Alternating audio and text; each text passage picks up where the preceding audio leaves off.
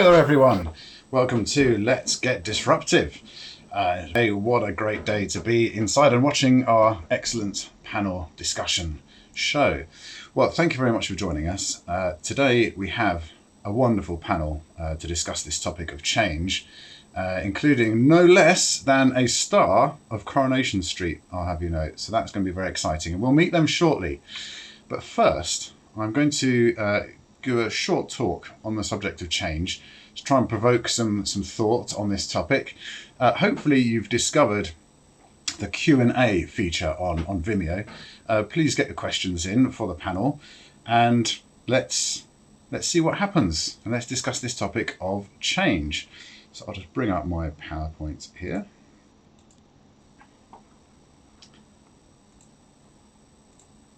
Okay, so here we have a zebra. Why have I got a zebra up there, you might well ask? Well, a zebra, it's got stripes. Why has a zebra got stripes? Well, it's evolution, of course it's evolution, but why? What's the driver in evolution which caused the zebra to have stripes? Was it lions hiding in the long grass?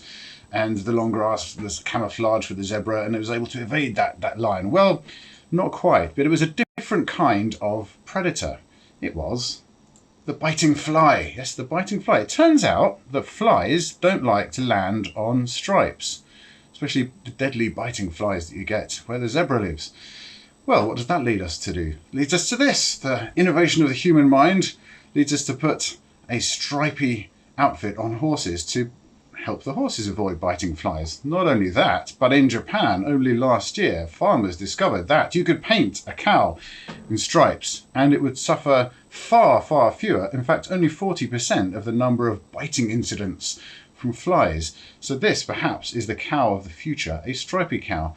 But evolution got there first, and if there's one thing we know about evolution, is that it involves change. Let's turn to Charles Darwin, the sort of father, the pioneer of evolution. And he said, it is not the strongest of the species that survives, nor the most intelligent, but the one most responsive to change. So evolution, that's quite a slow changing process that drives change in the world. But perhaps an even slower process than that took place millions, in fact billions of years ago. The oceans, or in fact the ocean, apparently there's only one ocean on Earth, one continuous ocean. But where did all that water come from in the first place? Well, it came from space. It came from a bombardment of comets, of icy comets, millions and millions of comets, all hitting the Earth over the course of hundreds of millions of years, depositing water on the planet's surface. And gradually, over those hundreds of millions of years, the ocean built up, and we now have a watery planet, and life was able to arise, and evolution was able to get started. But all those lots of tiny little nudges to the Earth to change it, that reminds us of perhaps something else, something much more recent development of the product of the human mind, behavioural economics. Well, behavioural economics, also known as nudge theory, was taken up by the government in 2010. They set up the Behavioural Insights team, which had a lot of success, but they didn't call it that. They called it the nudge unit. That's what it became known as, the nudge unit. So nudging people, it involves telling them something slightly different, so perhaps change their behaviour. A small course correction producing a big desired outcome. One example of something that the nudge unit did was around tax returns. The government was very keen for people to send their tax returns online so they could receive their money on time as early as possible to do whatever the government does with our money. And they said this, they said on the reminder that your tax return was due, they said 9 out of 10 people pay their tax on time. And that was a little nudge. And that had a huge effect. Suddenly, many, many more people were paying their tax returns or returning their tax returns online, just thanks to this one little change. I suppose this is an early example of the British government getting involved in sort of the herd mentality or doing things with the herd. But perhaps the less said about that, the better for the time being. Another example of nudge working correctly. The University of Pennsylvania Hospital had a prescription system. They had lots of computer systems, but one day they decided to upgrade their prescription system. And they had this checkbox on it. This is referring to branded drugs versus generic drugs. So a generic drug could be paracetamol, a branded drug could be Panadol, which is much more expensive, or Nurofen, the branded drug, and ibuprofen, the generic unbranded drug. But their prescriptions had this tick box. pre-populated with a tick. So that it said use branded drugs only. So nobody ever unticked that. And so they had probably only about 70% of use of generic drugs, and they wanted to increase that. So what do? The developer involved made one simple little change. All they did was made it unticked by default. And what was the result of that? It was incredible. They went up to 98% of prescriptions were using generic drugs, and they saved, thanks to that one tiny change, they saved $32 million, which is quite an extraordinary example of nudge working correctly, behavioral economics. What about technological change? Here we have the history of the light bulb, starting off with a candle, not really a bulb, and then growing to become a filament thing, a halogen thing, ever more advanced. So do we think of technological change as being a product of society's behaviour, or do we think of society's behaviour driving the technological change? That's perhaps a question we'll want to explore. We have this is a sort of a famous cycle: invention, innovation and diffusion. This relates to technological change seen as an economic process. For the free market, the maximisation of profit is a powerful driver of technological change. Only technologies that promise to maximise profits are then developed. Innovation is paid for after the invention happens, and then marketed and distributed. That's the diffusion stage. Here I've illustrated it with a classic typewriter and a modern laptop. Of course, many people still use typewriters, hipsters, steampunks, and of course Tom Hanks, who's a very famous typewriter user. We could also think of the iPhone as following this kind of example.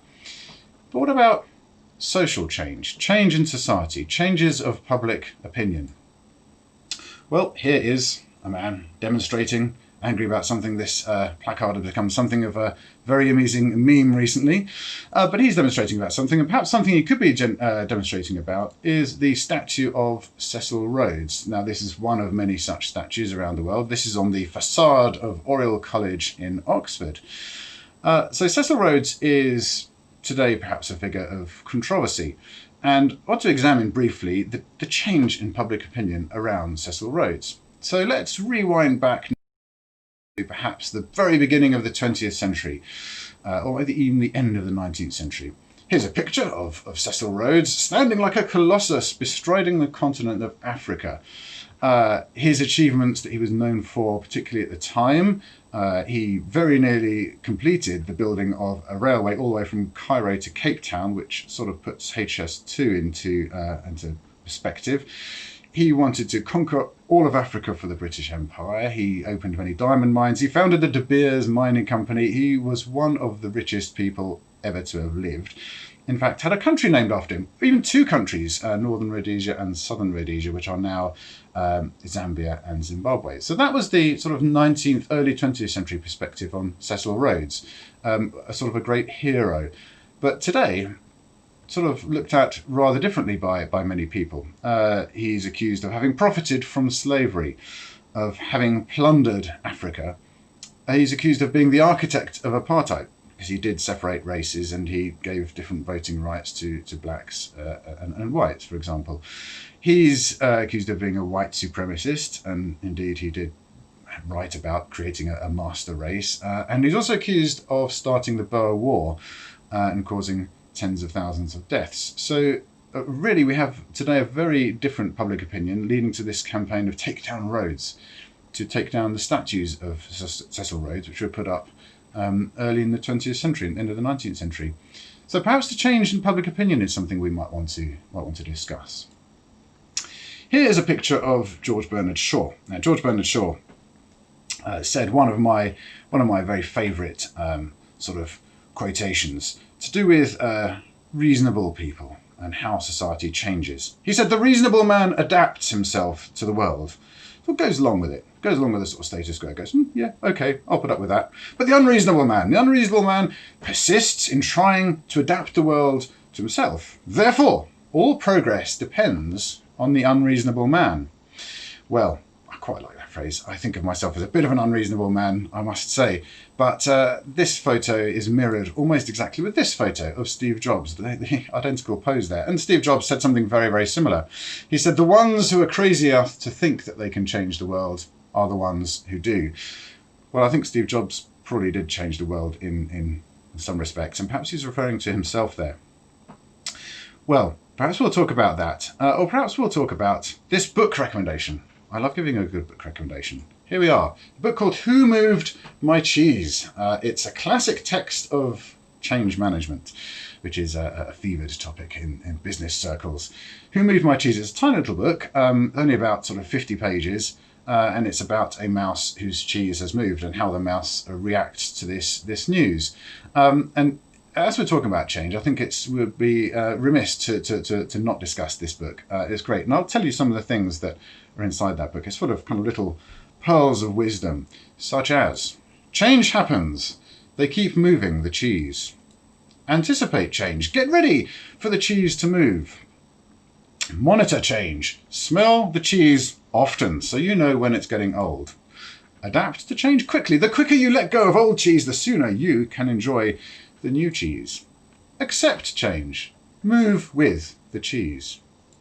Enjoy change, savour the adventure and enjoy the taste of the new cheese. And be ready to change quickly and enjoy it again. They keep moving the cheese. So perhaps those are a few things we might want to discuss on the subject of change management. Right, before we meet our panel and the star of Coronation Street, no less, I want to give you a little brief story about the Duke of Bridgewater. This isn't a pub. The distant, sad memories of pubs, remember those? They were wonderful. But this Duke of Bridgewater is the same Duke that the Bridgewater Hall in Manchester is named after. This Duke had a problem. He used to run coal going up and down the Manchester-Liverpool Canal, and his workers would break for lunch at 12. When they heard the clock of the local church striking 12, they would break for lunch. And they were always back late after 1 o'clock. And so he said, "Why are you late? Why are you late back for work, you layabouts?" And they said, "Oh, sorry, your dukeship. We didn't hear the bell. It only strikes once. We didn't hear it." So what did the Duke do? Did he get angry? Did he try to cajole them? Did he try to somehow change their behaviour? Well, he did try to change their behaviour. What he did, he couldn't change the workers, so he changed the clock. And the clock is at St Mark's in Eccles, and he changed it by changing the mechanism. That clock, still to this very day, strikes 13 times at 1 o'clock. So no longer could his workers say they didn't hear it because it struck 13 times. Well, on that bombshell, let's meet our panel. Okay, one moment, let me bring them up. I hope they're all ready. Here we go. You can unmute yourself, guys. Yeah, you have. That's fantastic. Right. Okay. Now, be ready with your questions, everyone. I'm sure you've got... I hope I've triggered some thoughts off in your minds for us to discuss. Right. Let's meet the panel. First of all, we have Oliver Bullock. He's from ICYMI Health, and he's worked in software development for 20 years across sectors from banking to healthcare, including the design and development of a system that processed £1 million in invoice per day for 3,500 restaurants. So if ever I go out for dinner with someone, I think I'd like Oliver to be there. He can help me get a free meal perhaps or something like that. He's currently software development manager at ICYMI Health. He creates hospital software for the NHS. He runs hackathons, and in partnership with Code Nation, offers teaching and public speaking. Now, he is a qualified kayak coach, he's a scout leader, a STEM ambassador, and a marathon runner. I don't know if that's all at the same time, because that would be quite something to see. Hello, Oliver. You there, Oliver? Oh. Yeah. Hello. Yes, I'm here. Right, hello. Brilliant. Okay, next we have Dave McCarroll. Dave is the Director of Product Development at Calibrate. He's worked in tech equally for decades. He says from IT dog's body up to CTO in digital transformation, restructuring, acquisitions, and being acquired. Scaling, future-proofing, property to fintech, and now working on a decision support system, or decision support systems for the fuel industry. He used to take his dog to work. I suppose he still does, because we're all working from home now. We can't even take ourselves to work these days. Now, in the background, you will see he has a saxophone, he has a trombone, and he has a trumpet. He plays the saxophone, he says. I don't think he's going to play for us tonight, sadly. He's learning the trumpet and the trombone as part of his lockdown activity. So he's going to be the kind of one-man horn section there. That's Dave McCarroll. Welcome, Dave. Hello. And now we have James O'Donovan. James O'Donovan, he fairly recently joined Infinity Works as the Director of Operations. So what luck. What a time to change job and go into an operations leadership role just at the moment that possibly the biggest change in working practices in a generation hits us. So James, before making that change, has worked all over the world, from Bermuda to New Zealand, in large companies and in fast-growing tech startups. Now, James is a self-confessed sports nut. If you can kick it, if you can throw it, if you can hit it with a stick, if you can drive it, or if you can run faster than someone else at it, James will be there with his eyes glued to the box. He also has a fantastic taste in cult British comedy, I have to say, which I kind of share. Right, welcome, James. And, Hi. And the other person we have on the panel is Una Doyle. Una, now, I did promise you a star of Coronation Street. Now here she is. But before we get to that bit, Una is a speaker and a coach. She has worked on major cultural and change initiatives with large companies, local authorities, local government.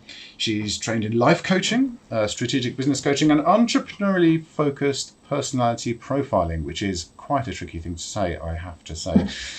She founded Creative Flow, and she's working with clients on strategy and mindset changes. She also founded the Business Impact Book Club. I wonder if you've looked at Who Moved My Cheese in that. I bet that's a book that they would enjoy. Quick read as well. I'll put it on the list. Yes. But not only that, she's also written and directed short films and even appeared in Coronation Street, as I promised. Not once, but twice. Now, I am not particularly a watcher of Coronation Street, but I'm told that this was the time when someone called Tyrone fell through the roof. She was in it. She was a nurse. So there we go. Fantastic. All right. So let's hope we have some questions coming in from the audience. I can see that we have some questions coming. So I'm going to begin, though, with one of my own. Let's hear some examples of when a change in your organisation or an organisation you're at went well, or perhaps when a change went badly. Now, I've had a bit of prior information here. So, Una, I'll start with you. I think there was a time that you worked on a TV programme called Extreme Makeover, and something happened. Yes, yes, that was more of an individual change, but I am a big believer that, organisational change is made up of individual changes. And yes, I was back when I first started in my coaching career. I was a confidence coach. And I was called into Extreme Makeover, where they brought a group of people together into a hotel away from their families. I think it was for about 6 or 8 weeks. And they did all sorts of things, from working with personal trainers to dentists and stylists, got new clothes, all that kind of thing. And they realized from the first series that they needed help with their confidence. That's why they brought me in. Anyway, I had decided that because I knew the TV program was interested in good TV, but not necessarily so interested in the well-being of the participants, I insisted that I actually work with them before and after the show, not just in the bits that we filmed together. And there was one particular person who the production team had said to me, look, just be careful of this person. She's been causing problems and she obviously has some major issues. And, was kind of intimating that she was a bit of a pain in the behind. And I worked with this person who did have issues, and bearing in mind their life journey was not surprising. And when we got to filming, they had totally changed.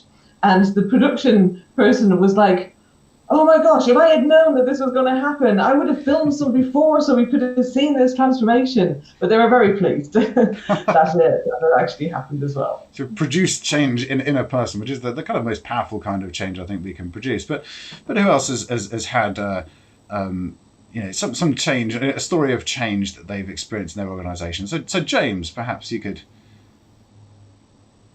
tell us. Yeah, so I guess a couple of roles ago, I worked at a company called Adapt. Adapt was in the private cloud market, and Adapt was bought with a view to making it into a private cloud business. It used to be a reseller of network and co-location back in London, so back in the late 90s, early 2000s.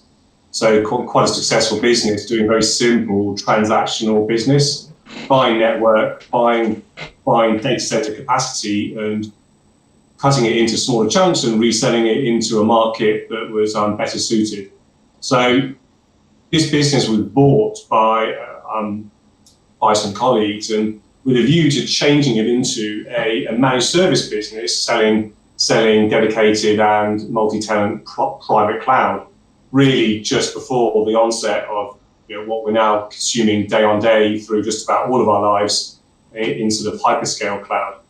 And the piece of work was really interesting for me, because we had to sort of walk through the business, and it wasn't a question of making really obvious change, but changing people's mindsets from selling someone else's goods with a simple arbitrage or a markup or a margin, to actually creating our own product and selling our own wares, if you like, into a similar market, but obviously with a very different set of economics and different feel behind it.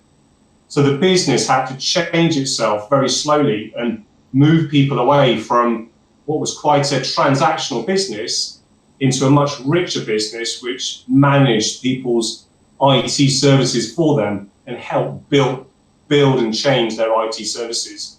So we really didn't lose that many staff. A lot of the staff retrained and rebadged themselves over a period of 4 to 5 years, from being simple transactors of buying network, selling network, to actually engaging with the client, understanding client needs, building infrastructure, and then managing that infrastructure and the changes required to that infrastructure for them, up to the point where we started to, entertain managing public cloud, which was a whole different mindset shift, if you like. So quite but that change process and seeing that business morph between something very transactional and very reseller focused into something much richer and much more complex, that was a really, really fascinating challenge. A big change within the organisation there. So Dave, I think you've perhaps been involved in something similar where a company's had to change its focus.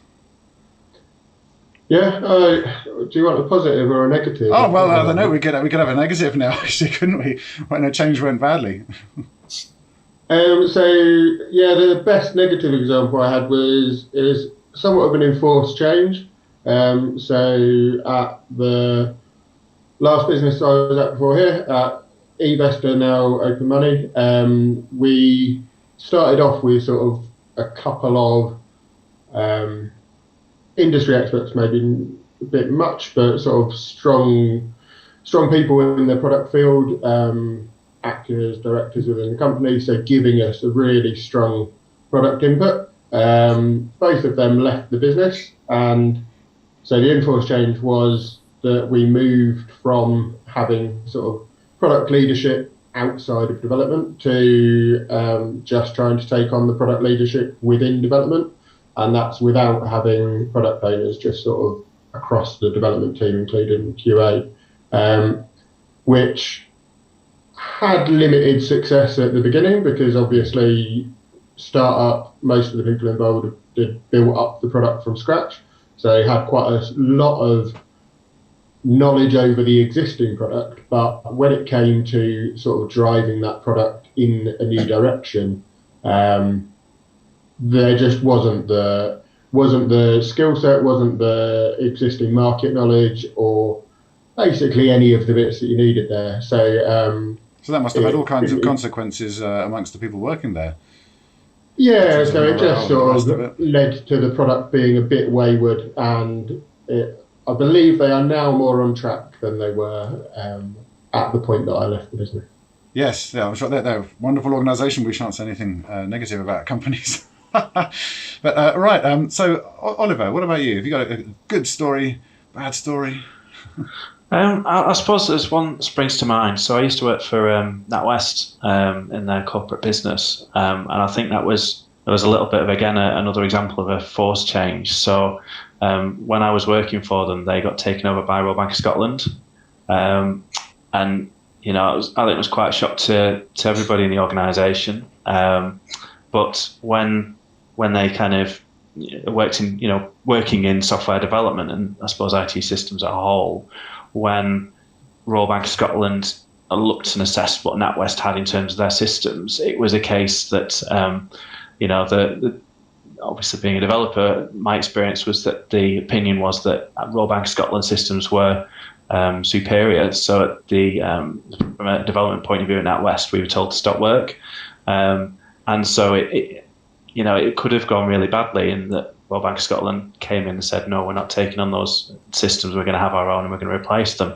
But I think through natural conversation, I think it was a good outcome in that, they looked at the systems that NatWest had and said, well, functionally rich systems, and came to a good result in, providing the right decision for customers and giving them the products that they need. And, I heard to this day that still NatWest is using some of the corporate products that were around at that merger time. So, yeah, it could have gone really badly and kind of turned out to be a good thing, really. It's very pleasing when a change really kind of sticks, isn't it? I think I remember introducing kind of agile as an entire concept to a company in Manchester, and they thought it was very weird. We have to stand up in a meeting and we have to use post-it notes. That's very odd kind of behaviour, and there was a little bit of resistance to that. But now I've kind of looked back on their website and they've got actually literally photos of them all standing up at great big transparent Kanban boards, proudly drawing on them and putting post-it notes up and everything. Absolutely, it's very rewarding when you see that a change where there's been perhaps some resistance has stuck. So let's think about that, the idea of resistance to change and how to overcome it. And in fact, we have a question from the audience which does kind of touch on this. So this is a question from Amelia C. Now I'm just putting it over the screen there. And she says, have you got any tips for introducing unpopular changes within a team? Now, I don't know if any of Amelia C's team are watching, but perhaps there's something going down the road for you. But so how would we answer Amelia there? How would we advise her to perhaps give an unpopular... I can kick you off if you want. Yeah, to. Absolutely, James. I think, I've written down something before this meeting, which is, I've seen and tried to augment change in all sorts of different climates and forums and businesses. It's always different, right? You're always working with different people, and you're working with different people with different histories and have been around for 20 years or have been around for 3 months or done it differently in a different business. So you've got all that sort of experience around you and, comfortable ways of working. And I think the most important thing is to engender the trust of those around you. And, it comes through conversation. It comes through giving assurance to those around you that the changes are for a good that is down the road, and that whilst you're changing something around, you're not actually changing the very heart and soul of what you're doing. You're just trying to make life better, easier, or make it scale better. And I think people get rightly so, get very anxious around change because they think it's going to have a personal effect and it's going to impact their own day-to-day or their own job security or their own potentially their mental health. But actually, if you engender their trust and talk it through slowly and get them supportive, they realise that actually that is protected through the change, and all that gets impacted is the things around the edge, which is actually what you're trying to change. And it's not easy. It takes time, takes patience, and you don't always get it right either. I'll be really honest. It can be a very alarming time for people. And so, how about you? You've actually gone to quite a big variety of places and helped them with change. So you've probably seen it quite a few different times. What are the sort of common threads that you can pull together for us? Well, I think what James said about trust is absolutely essential. And I think if there isn't trust in the organisation, then introducing any change, let alone an unpopular one, is much, much harder. I think the key thing is to really make sure that you are clear on and communicating why. And I always say, if you don't feel like you're over communicating, you're probably not communicating enough. So you ought to feel like it. And I remember a change program I worked on where we literally had people kind of going, we don't need another town hall meeting. It's all right. We're fine with it. And you kind of want to get to that point where people, they understand the why, they understand the practical implications. So, and the timing of communication is so critical, because quite often, like the rumor mill in an organization can be crazy. I remember doing some work with Network Rail. We literally had two buildings that were probably about 200 yards apart. We went and did a briefing to a team in one building, immediately left, walked down the stairs, across to the other building, up the stairs, and everybody had heard what we had said, except Chinese whispers had happened. So they actually had got the wrong end of the stick already, just in the 5 minutes it took us to leave one meeting and start another. So I think you've got to really look at what you're communicating and the timing of communication. People always want the detail of it. Even if you look at the situation where announcements were made about lifting lockdown, and then immediately people were like, well, what about this? What about this? They have all those questions, and there has to be a forum to capture questions, even if they can't be answered straight away. And ideally, try and think of those things beforehand. So if you can get as many of them as you can come up with and kind of have those prepared answers, then that really helps as well. I suppose it reassures people that the change has been thought through, that it's not just like something that's occurred to you and you're going to do it, that you've actually got all the answers and you've thought it through. And I suppose it's a great example about the allegedly sort of vague messaging around the lockdown. So yes, sadly we're not a coronavirus-free edition already. But, can I add a question there? Yeah, James, go on. So you talk about communication. If you think you're communicating too much, you probably aren't, I think was the gist of what you said. Yeah. Is there, I've often had this challenge to me, sort of, if you communicate too much to people, do you risk people not listening because it's just another lot of dialogue and they go, do you know what? I've just kind of had enough of this now. I'm just going to stop listening. What's the risk of that? I think that risk is very low in most organizations, to be honest. And I think this is where you've got to separate the kind of formal communication channels with managerial communication. And I think where an organization has got their kind of change of communications on point, and they haven't always got it from a managerial and team perspective. And that is just as important, if not more important, really. And I think that what the manager is able to do is able to know their team and to be able to personalize that communication.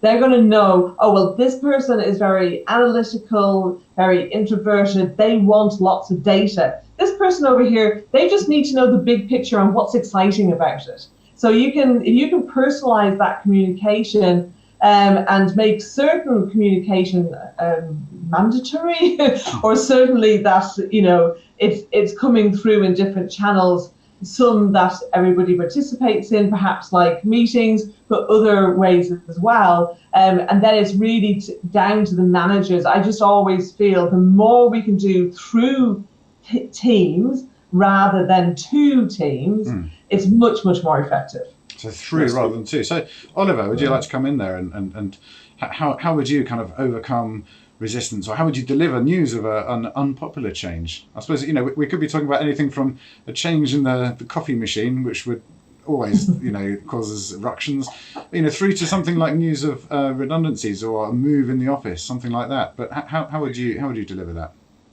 I think so. A lot of the points that Una and already been mentioned are really valid. I think when I've been in the kind of delivering that change or the information about the change, I think it's key. You've got to understand your people and try and personalize that message, and like you say, the different characters and who will absorb things in different ways. So just simple things like the right format. You can give a presentation, and it's very important to explain the why as well as the what. I think that's really important to people, and it's just doing it at different levels. And I love Luma's comments on having personal conversations with people and understanding where they're at and what their challenges are, and making sure those are addressed in the kind of the proposal going forward, whatever that is. But it's difficult. Sometimes changes are going to happen, and sometimes we don't have much of a choice about those changes. But you can still make every effort to personalise that and understand what people's worries are, and the key bits. It's much harder to disagree with a real person, isn't it, than a kind of the company or the face of a company. Dave, would you like to sort of come in on that? What do you think? How would you deliver some unpopular news or news of change? Yeah, so I think definitely sort of really covered by a lot of the points that have been mentioned already. But for me, the key bits are sort of, as Oliver just said, really, where it's about targeting individuals, and that may be sort of individuals treating the teams as differently, or actually individuals within a team, depending on the level that you're able to deliver it. But the ideal is being able to find a selling point from their perspective for whatever the change is, and being able to get them to buy in, whether it's from an immediate benefit or whether it's from a long-term benefit, and getting them to actually be engaged with the change and be part of the change driving forward, even if it's something that there's initially resistance to. Obviously, there are certain categories of change that the resistance isn't going to go away. So if it's redundancies, most recent from personal experiences, having to announce, or not having to announce, but having to follow up announcements of salary reductions through sort of the current period.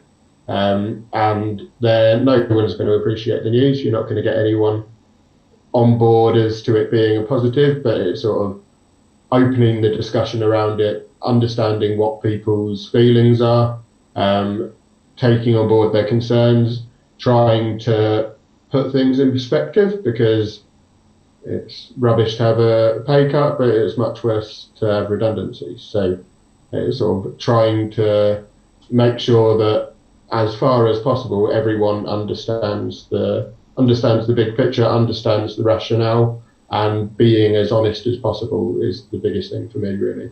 When I've been on the receiving end, sort of, if you leave any room for there to be questions about motivations, about sort of the justifications, then that's where, like Una said, the Chinese whispers start, and that's where the ill will creeps in. And I think if you can be, even in those most negative of cases, if you can be as honest and open as possible, then it makes it much easier to swallow for the people who are on the receiving end. So if we're looking perhaps at the idea of resistance to change, I mean, at the moment when some news is announced, there's, as we've discussed, ways of dealing with that. But once the policy is underway, there are invariably sort of pockets of resistance in the organisation. And how might we deal with those? I mean, is it the similar kind of approach, or is there a carrot, or is there a stick? You know, what might we do?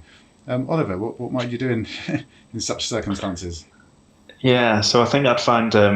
I think about the best, and I suppose, environment to go have those conversations with those people, and sit them down and understand it from their point of view, and even just slightly challenge some of the viewpoints. I mean, sometimes people do get the wrong end of the stick, me included, and sometimes having that conversation with people and go, well, actually, pulling it apart, and then just again trying to figure out how to best, I suppose, help them get to the right decision, with a bit of research from people that know them and how to approach them if you don't have that personal touch, that rapport, if you will. Rapport. Yeah, I mean, it's harder to disagree with a human being than a sort of a faceless bureaucracy.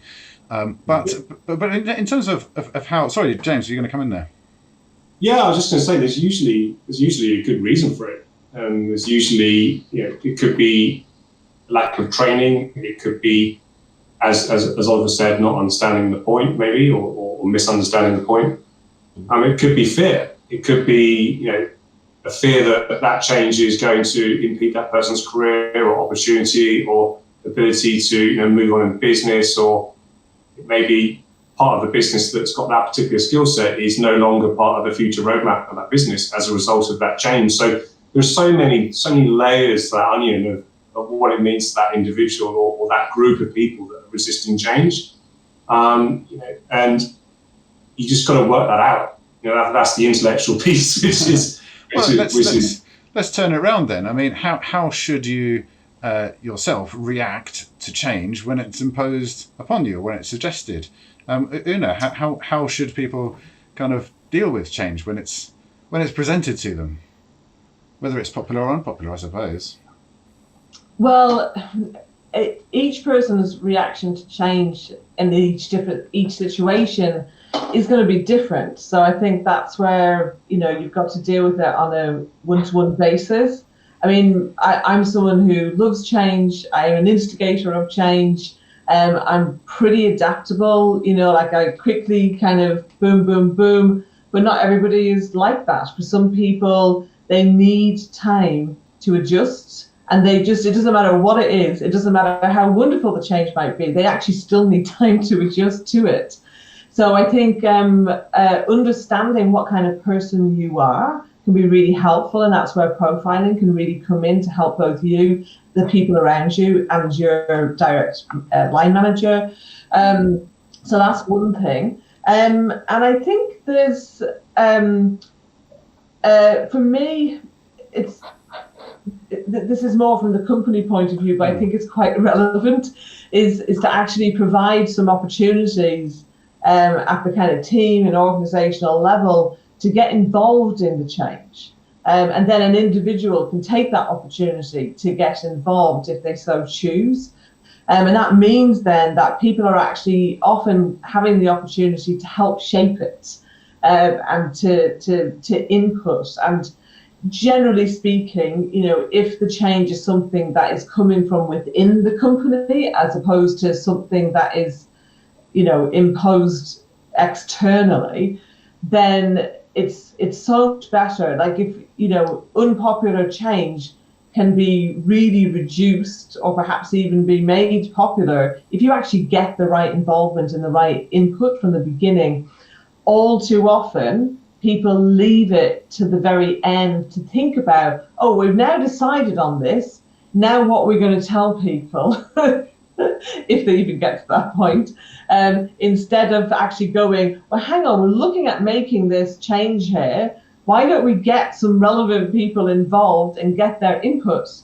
And then that way we can make sure that the change is the best that it possibly can be. And when it comes to the communication, and those people can be champions of change. So I guess from an individual point of view, if you become a champion of change, that's probably one of the best ways to actually be able to handle change better, because you're going to know what's happening. So it really comes from within then, doesn't it? Yeah. Yeah, and get ahead of it. But I think there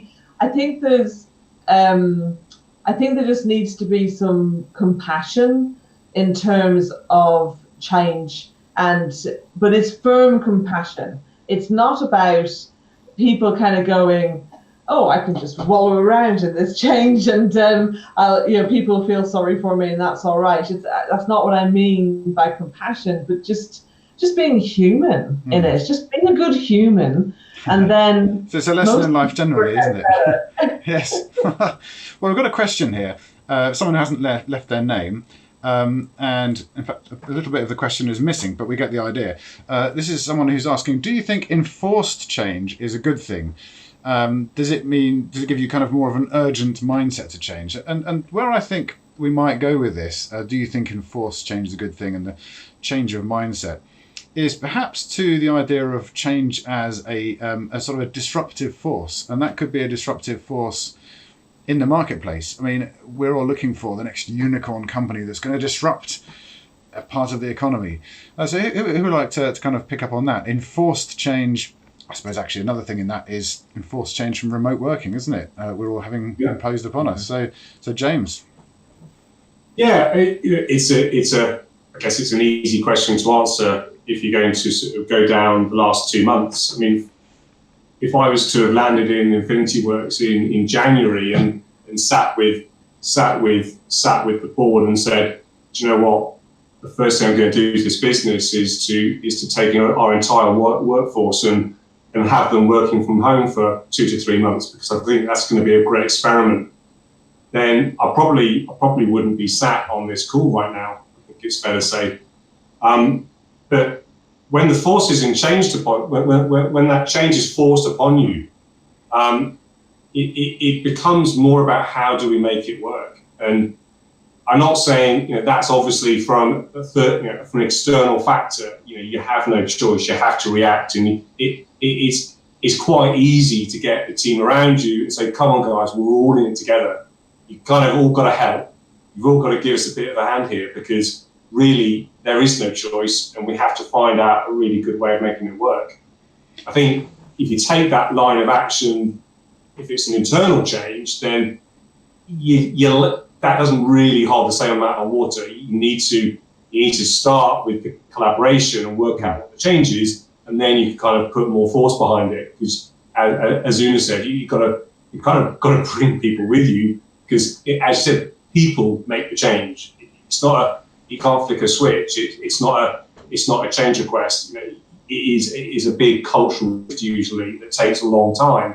A forced change, well, I mean, we went from having 300 to 400 staff working at office locations on a Monday, I believe it was, and on a Tuesday, apart from a handful, every single one of those people were up and working and productive, working in a home environment or a domestic environment, which is, well, you wouldn't have probably had that ambition if you'd done it as an option. Yeah, absolutely is a very disruptive thing. Yeah, and a very disruptive thing forced upon you, and actually perhaps having disruptive consequences in the market. New products arising. Dave, how would you deal with enforced change, and do you think enforced change is actually sort of an opportunity rather than a threat? So I think it depends on the nature of the change. So the example that we've just been discussing is of it sort of an enforced problem.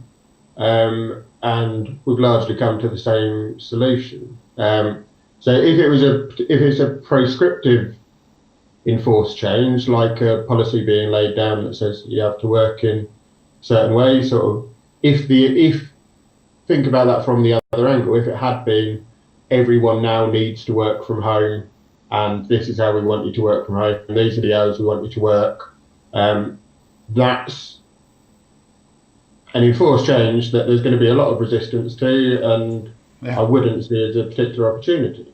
Whereas we've got an enforced problem of no one can work in the office. What do we do about it?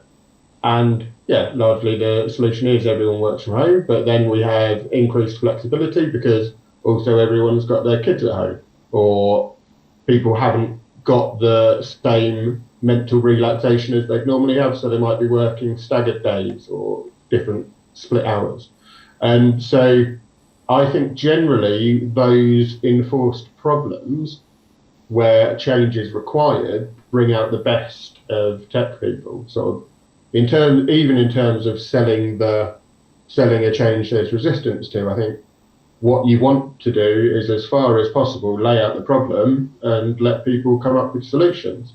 And you need to put structure around it, and you need to have, there are inherent limitations, but the more you can get people to come up with ideas, one, that's where you get your creativity and you're going to get your breaks of genius, and especially in the product market, that's where you identify your innovative market that no one's got yet. But I think it also means that you get that most buy-in, because in tech, people want to solve problems, especially in development. So that's what we're here for. Yeah.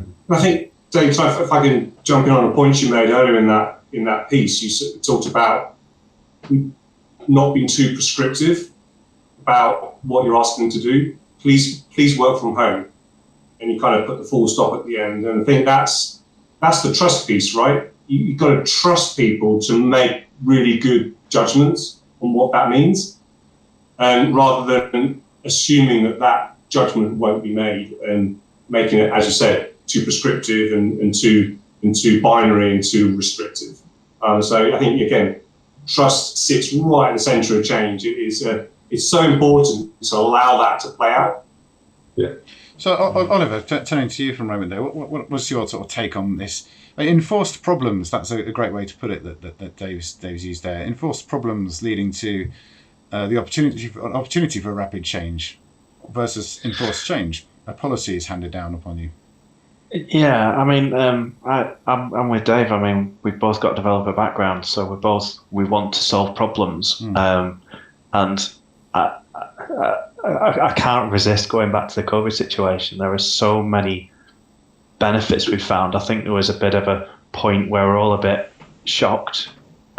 Things slowed down a bit, but you take it. I mean, I'll just refer to the Scouts thing. I mean, from a group's point of view, we, as a Scout organisation, they said, right, okay, well, we can't meet because we've got, 30 odd kids running around a church hall. I look after beavers, so it's like 5 to 7 year olds. I mean, how on earth you can control 5 to 7 year olds with a 2 metre rule is absolutely impossible. But, like you say, it's a problem. We can't meet. But, the activities that have started up from, I've seen making pizzas to treasure hunts in the house to all sorts of things. I think we had a talent competition online using Zoom.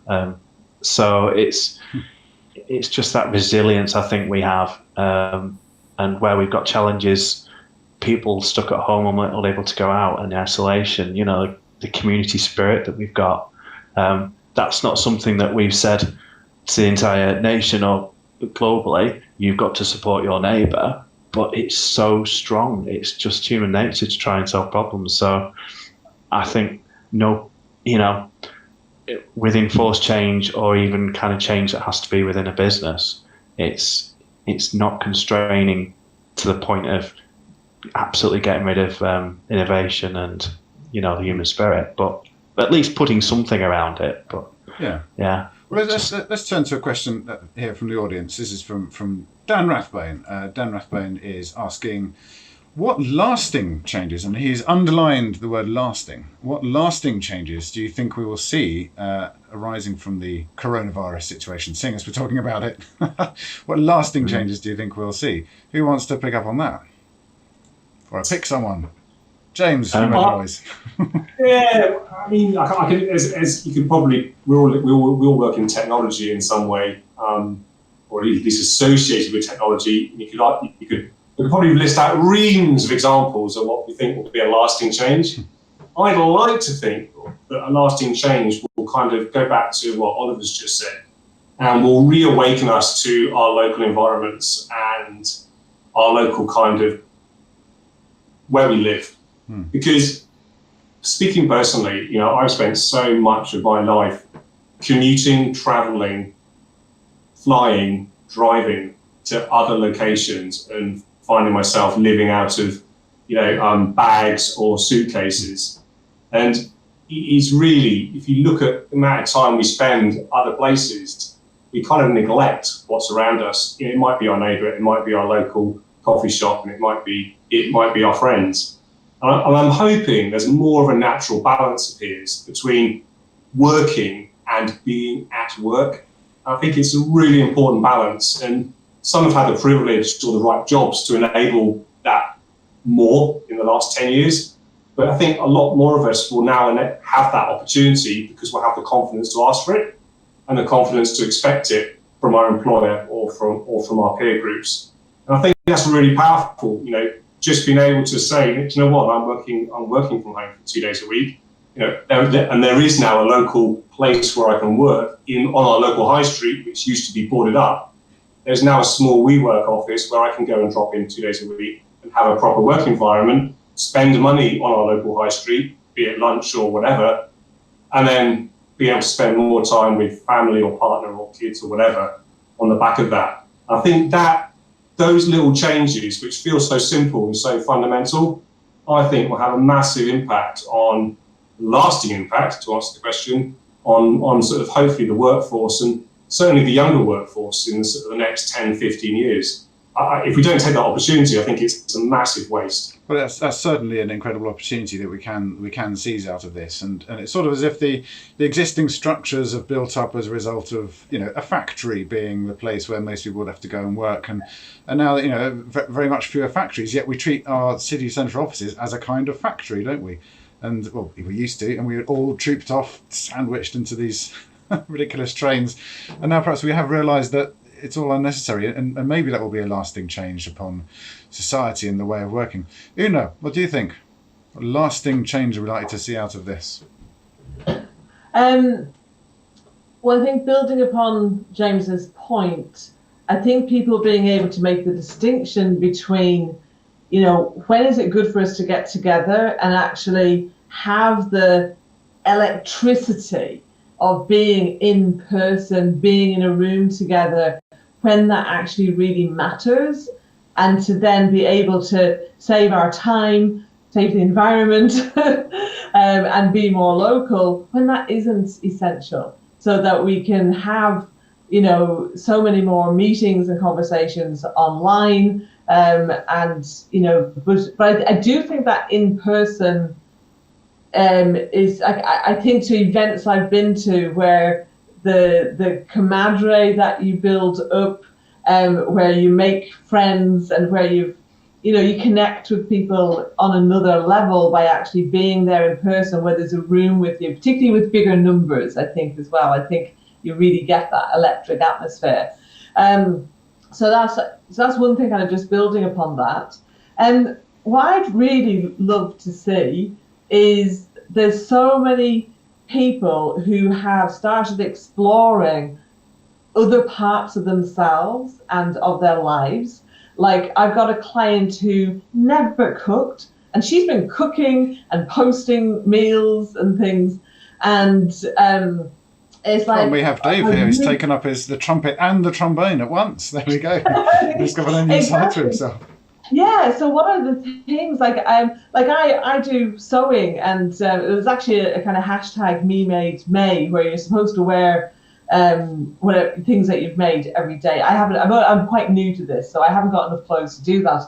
But I have made more of an effort, because I can't go anywhere apart from out for my walk. So I have been spending more time doing it, actually really enjoying it. So one of the things that actually people can do to have a more fulfilled life. Now, I do believe that it's wonderful when you can have that fulfillment coming through your work, and that really comes back to having, alignment with the company you're working with their vision, with their values.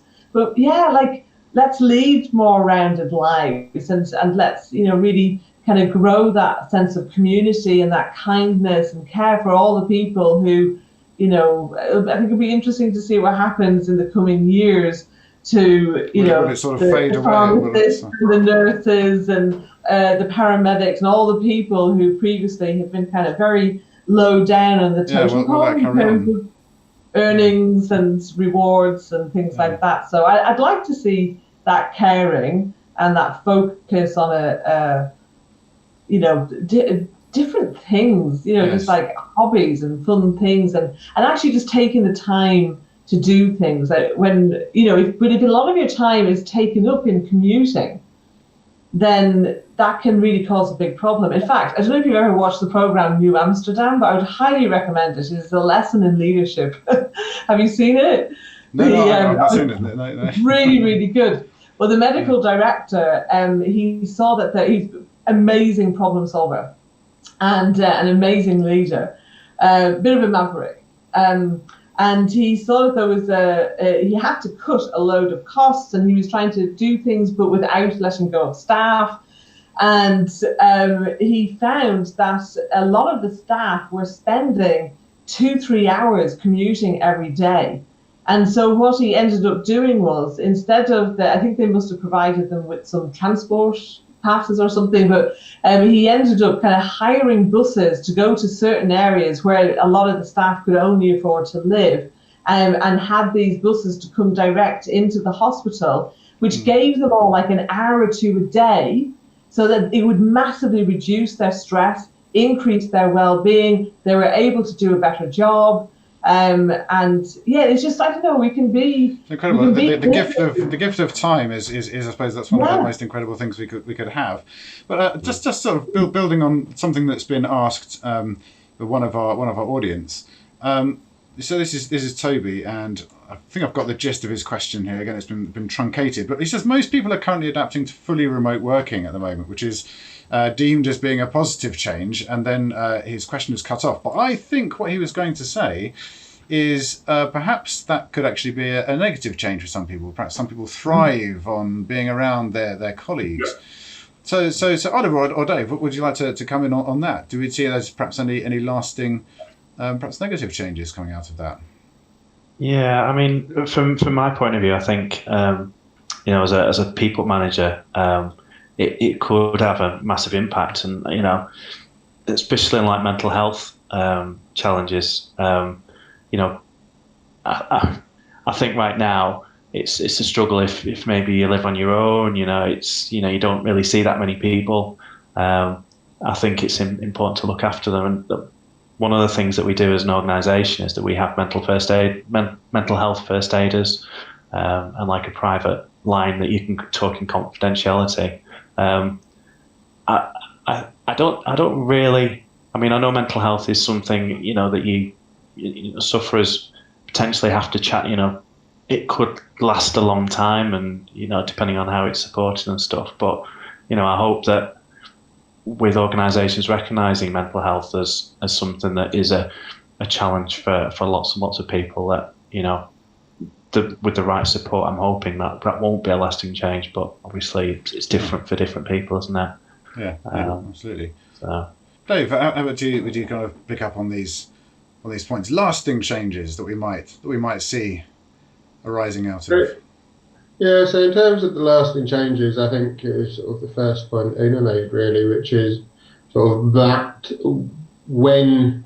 I guess it means that every time, or not necessarily every time, but for most times where travel is involved, we're going to be asking a lot more of why and what the justification is. And for me, it's not, I'm sure it will reduce the general amount of travel and the general amount of commuting and the amount of people going into the office.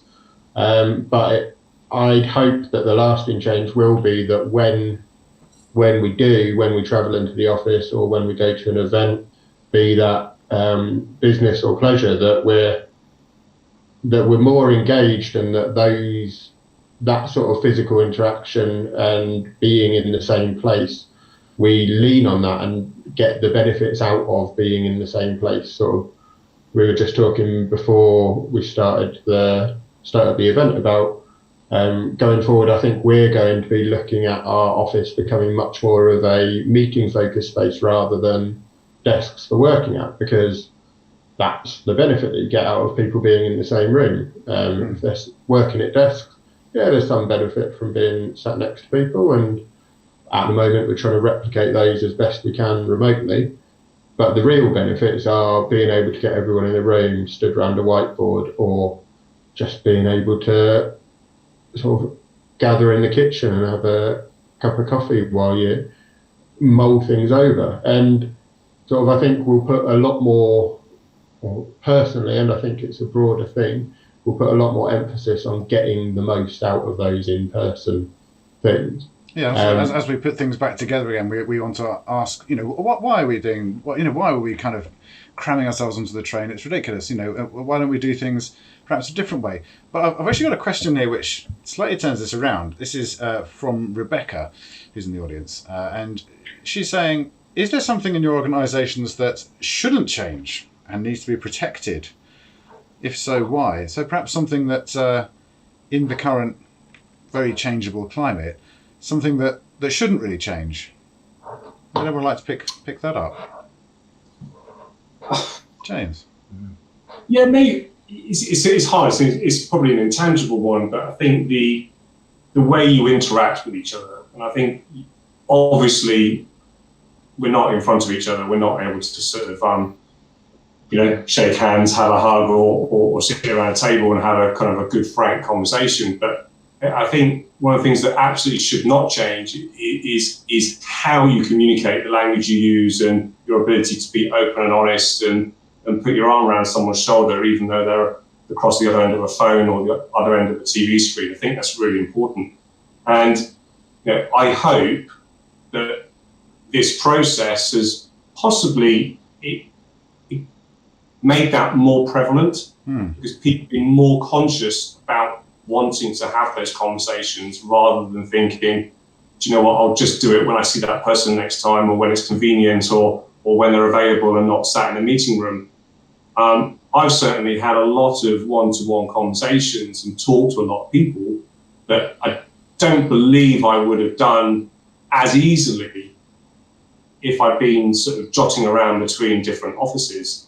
And I think it was Oliver who made a point around mental health and people's kind of mental happiness. I think a lot of that is down to your environment and who you're talking to in that day-to-day kind of cadence, if you like. And that is why the office will still remain an important part of our work life.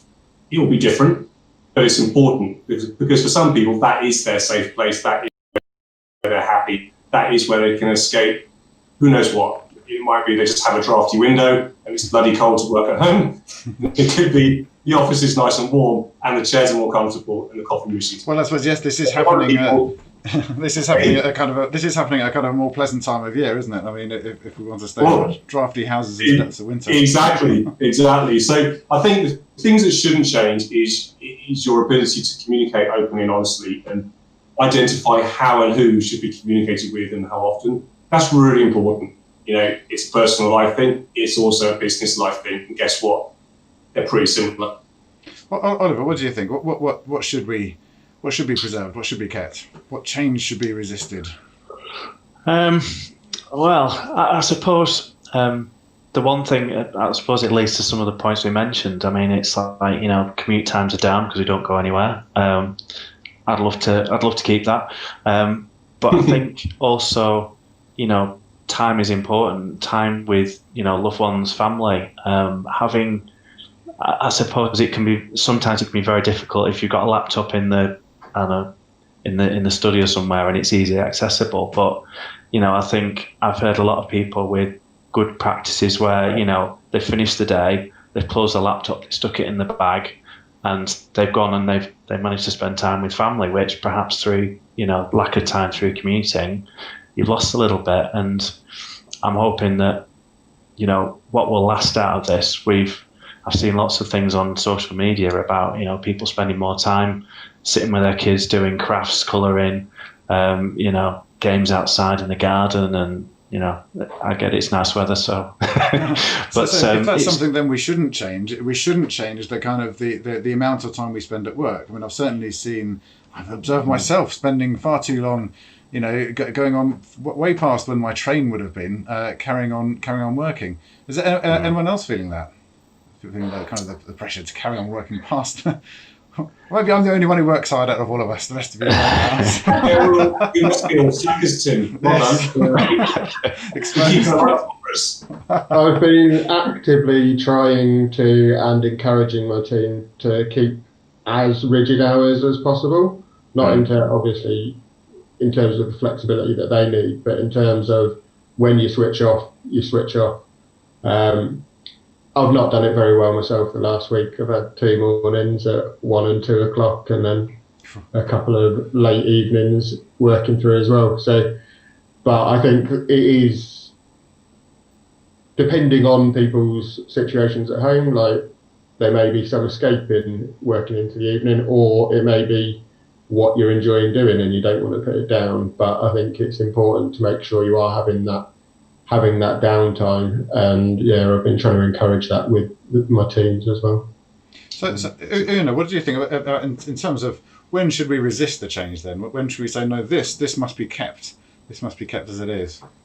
Well, the thing that immediately came to mind when you asked that question was the heart of a company. So the purpose of the company, the vision of the company, the values and behaviours of an organisation. I think it's really easy, particularly in times of change that has been imposed upon us in times of crisis. I think it's easy to throw the baby out with the bathwater and to change everything, and to kind of get almost overexcited, to be a bit like a little change puppy, kind of bouncing around with excitement and kind of going, oh, let's change this, change that.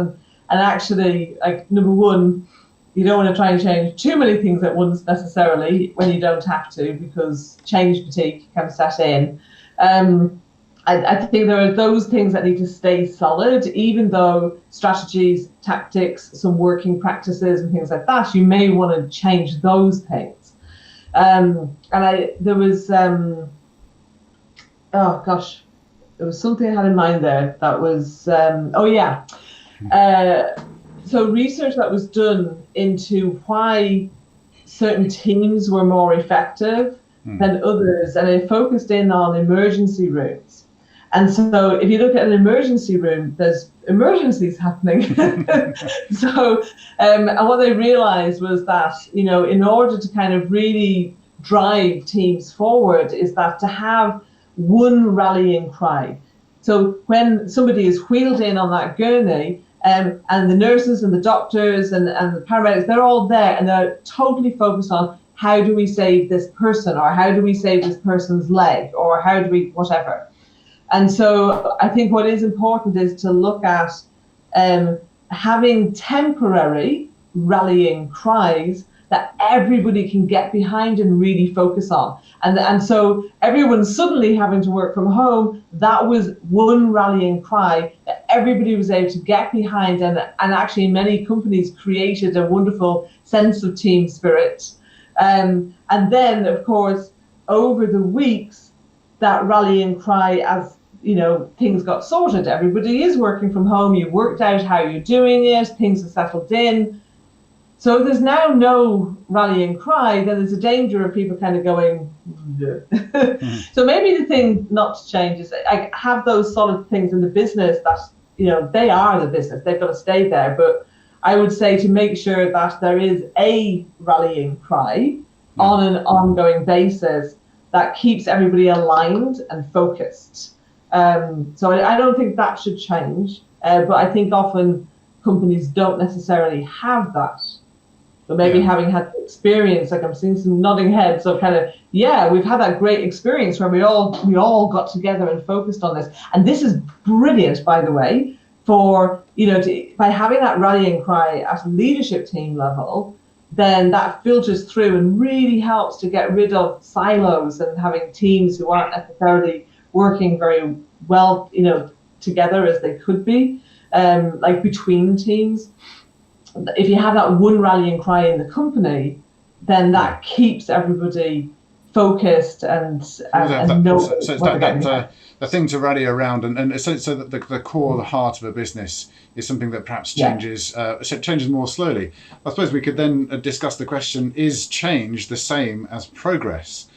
What do you think about that? I mean, is progress might kind of arise out of change, but is change always a kind of a positive thing? Another thought there. I mentioned about the nudge theory, the behavioral economics. Has anyone kind of put something, try to do a change in that sort of way? I'm thinking that the one that the government have tried to do most recently is to do with getting people to wash hands and socially distance by kind of small messages, which then people change their behavior in a big way. So any examples of when you've put out a small message to try and make a really big change take place?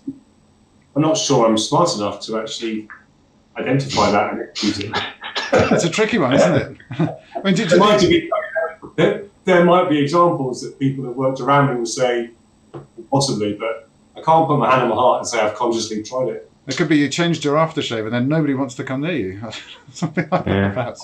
But that's the list. Do you think that it's an idea which might work if we know we've got to introduce a big change in behaviour, and then we might try to think of something small? Do you think it's? I gave those examples in the talk, but do you think it's something that's plausible that we could cause change to happen just by making a little nudge, or do you think it's kind of just a fad? Well, possibly. Go on, you're about to speak. I won't cut you off. Yeah, sorry. I mean, I was kind of intrigued by what you're saying in terms of the introduction. I mean, work in software, so it's probably the first go-to thing. I mean, we always talk about like user experience and dialog boxes saying, "Are you sure? Are you definitely sure?" And it's like, you get to a point where nobody reads the dialog box, and it could be, shall we launch a rocket? And they'll just go, yeah, that's fine.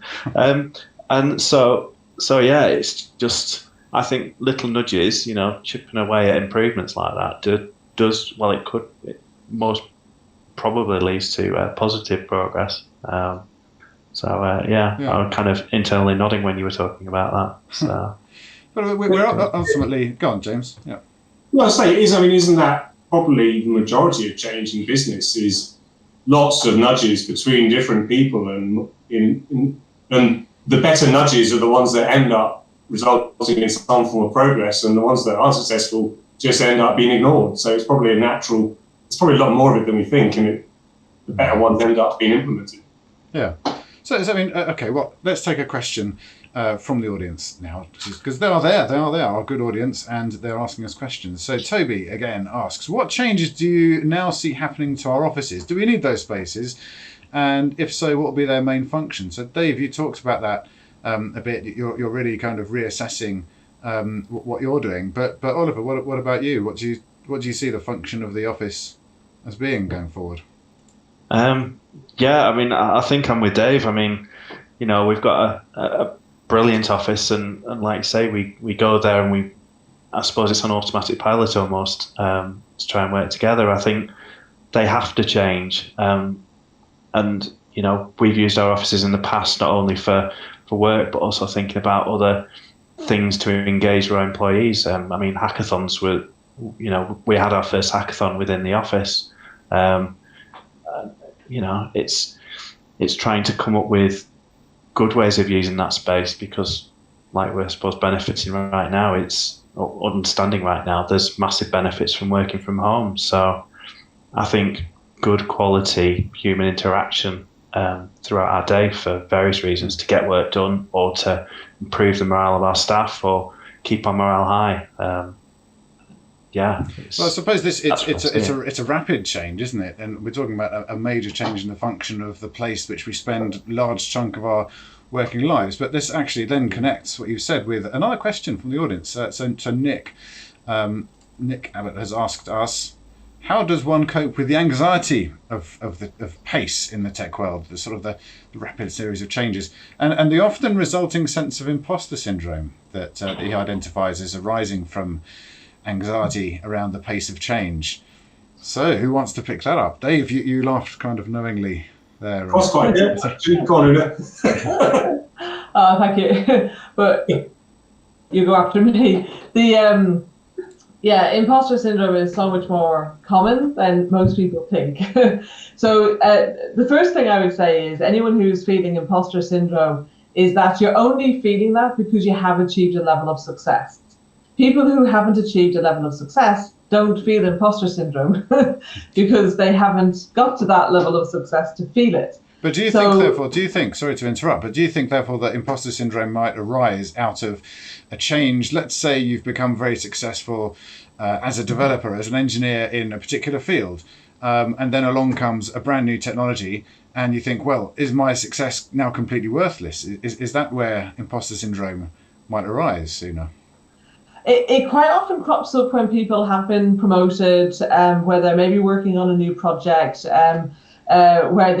it's quite often when they have achieved something and they're kind of going, oh, I feel like a fraud, and when am I going to get found out? So the first thing I would say is you've got to look at and make a list of all the achievements that you actually have got to date, from like when you were as young as you can remember to today, and keep that to hand. Also keep what I often call a kind of fluffy file, which is like, what are all the things that people have said to you? If somebody says something nice to you, go and jot it down in your file. If someone sends you a nice email, go and save it into your file to remind yourself at those times, oh, actually, yeah, I can do this. Yeah, I'm good enough to do this.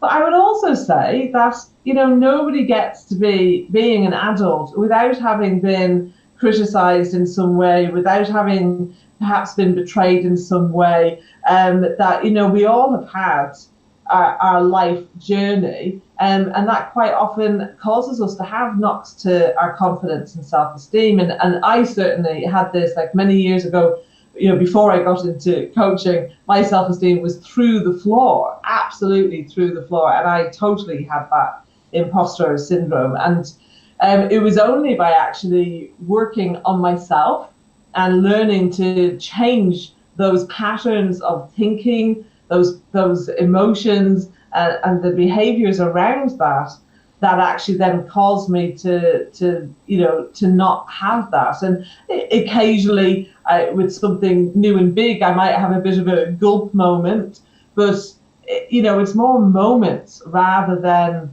actually that kind of continuous anxiety that so many people feel. And I think a lot of the time is because it isn't examined. It isn't, I'm not talking about kind of navel gazing away. I'm talking about very practical ways of looking at how you change how you perceive about yourself. Because for most people, what it comes down to is fear, and more particularly fear of rejection. Why not? Because maybe I'm not good enough, maybe I don't approve of myself. Maybe I have a need to please others. I mean, my God, I was a black belt ninja in people pleasing.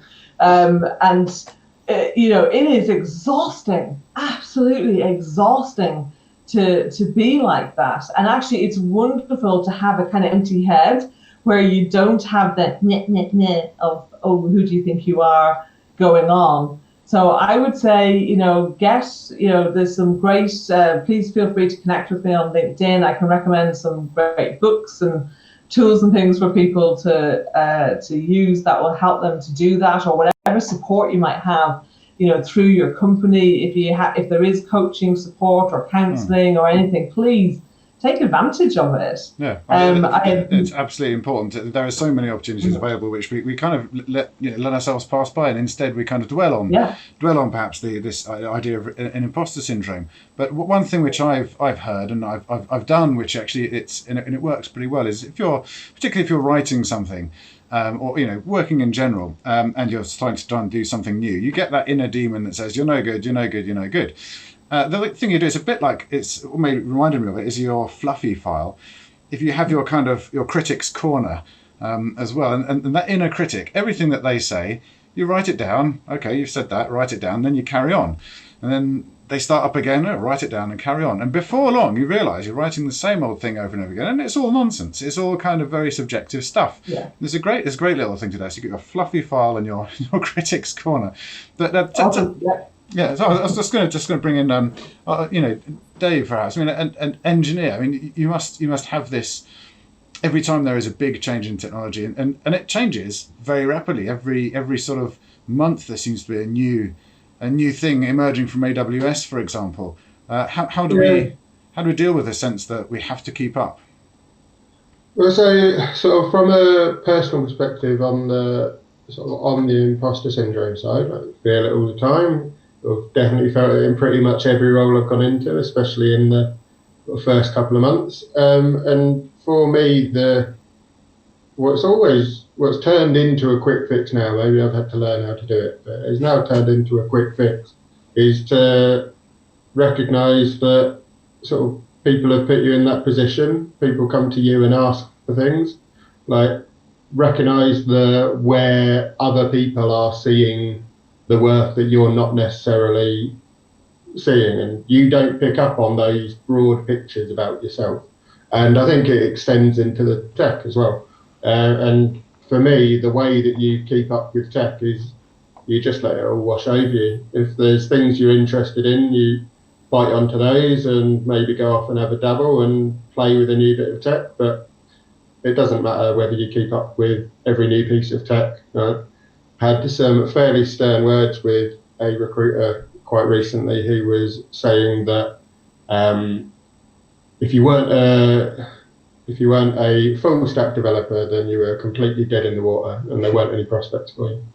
That's nice. It's a way to win you over, isn't it? They might have worded it slightly more friendly, but I just called them up on the point because there's still COBOL developers knocking about. Sort of, there's always a market for whatever you want to do, and if you're the last one doing it, you probably become very valuable and in the marketplace as well. So, in terms of new tech, like I say, the focus for me is always just do what you're interested in. The more interested you are in learning something, the better you're going to get at it, and the more engaged you're going to be in that learning process. So, if you are the type of person that wants to learn every new thing that comes up, then fine. But if you're not, it really doesn't matter. Yeah. Oliver, you're kind of nodding along with that. What do you think about this? This idea of the pace of change.